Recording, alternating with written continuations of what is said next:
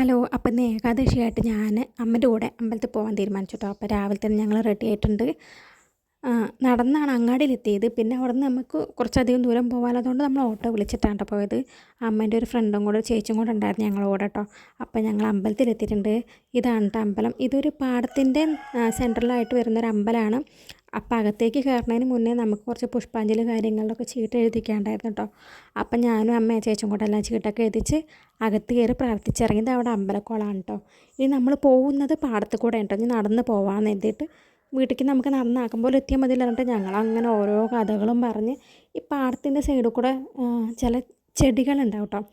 അതൊക്കെ പറിച്ചിട്ടാട്ടോ വീട്ടിലെത്തിയപ്പോൾ കുറേ സമയമായിട്ടുണ്ടായിരുന്നു. പക്ഷെ എന്നാലും നല്ല വൈബായിരുന്നു. അങ്ങനെ സംസാരിച്ച് രാവിലെ ഇളം വെയിലൊക്കെ കൊണ്ട് അങ്ങനെ പോകാൻ നല്ല രസമായിരുന്നു കേട്ടോ. പിന്നെ വീട്ടിലെത്തിയപ്പോൾ ഞാൻ ചായ കുടിച്ചു. പെട്ടെന്ന് ഉപ്പുമാവും ചായയും കുടിച്ച് എല്ലാം ഉണ്ടാക്കിയിട്ടാണ് പോയിട്ടുണ്ടായിരുന്നത് കേട്ടോ. അപ്പോൾ ഇത്രയുള്ള വീഡിയോ. ടാറ്റാ.